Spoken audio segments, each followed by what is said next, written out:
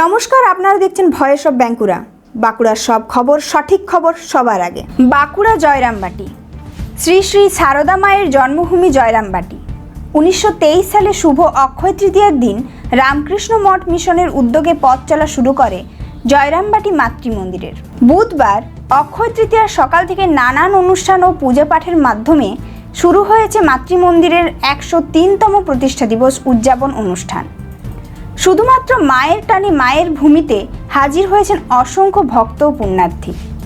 প্রসঙ্গত 1853 সালের 22শে ডিসেম্বর বাংলা 1260 সালের 8ই পৌষ বৃহস্পতিবার পৌষ মাসের কৃষ্ণা সপ্তমী তিথিতে বাঁকুড়ার প্রত্যন্ত গ্রাম জয়রামবাটির ধর্মপরায়ণ এক দরিদ্র ব্রাহ্মণ পরিবারের সারদা দেবীর জন্ম।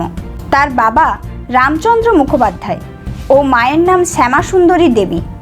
মাত্র 9 বছর বয়সে পাশের গ্রাম কামারপুকুরের গদাধর তথা শ্রী রামকৃষ্ণ দেবের সঙ্গে তার বিয়ে হয়। দীর্ঘ সময় জয়রামবাটির বাড়িতেই বসবাস করতেন সারদা মা। এই বাস্তুভিটে থেকেই মা সারদা ভক্তদের উদ্দেশ্যে বলেছিলেন, আমি 17রও মা, অ17রও মা। জাতি ধর্ম বর্ণ নির্বিশেষে মানুষের কাছে মা সারদার দরজা ছিল চিরকাল খোলা।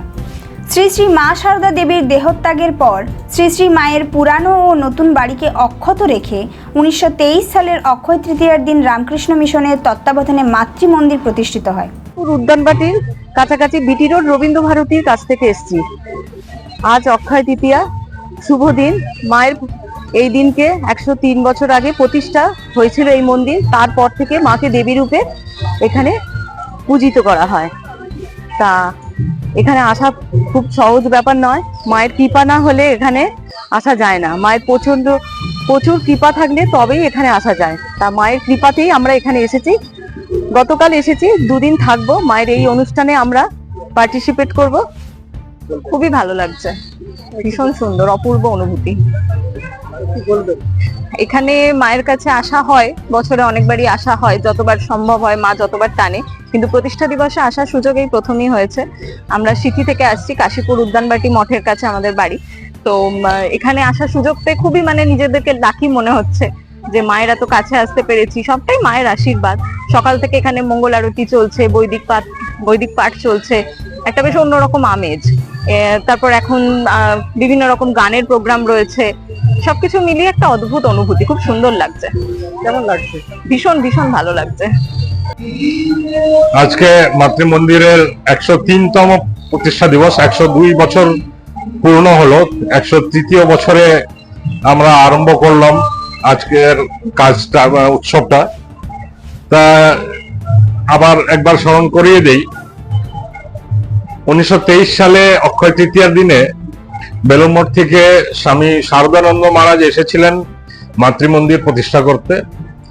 মায়ের দেহাবসানের পর 1920 সালে পর এই প্রায় 2.5 বছর লাগলো মাতৃমন্দির নির্মাণ কাজ করতে।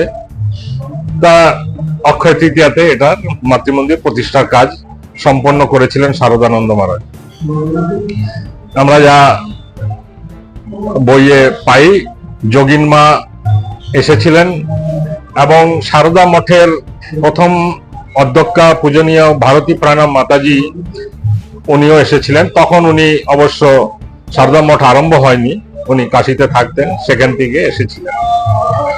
জয়রামবাটি মাতৃমন্দিরের 103তম প্রতিষ্ঠা দিবস উপলক্ষে মেতে উঠেছে গোটা গ্রাম। দিনভর নানা অনুষ্ঠান রয়েছে। টানা দাবদাহের পর গত 2 দিনে বাঁকুড়ার তাপমাত্রা অনেকটাই কমেছে। আবহাওয়া কিছুটা মনোরমই বলা যায়। আর এই মনোরম আবহাওয়ায় সকাল থেকে ভক্তদের উপচে পড়া ভিড় জয়রামবাটি মাতৃমন্দিরে।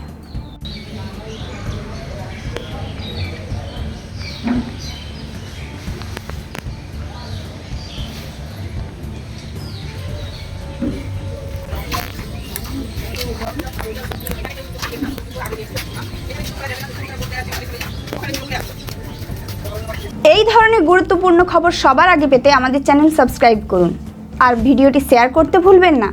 আপনাদের মতামত কমেন্টে জানান আর লাইক শেয়ার করে ভয়েস অফ বাঁকুড়ার পাশে থাকুন।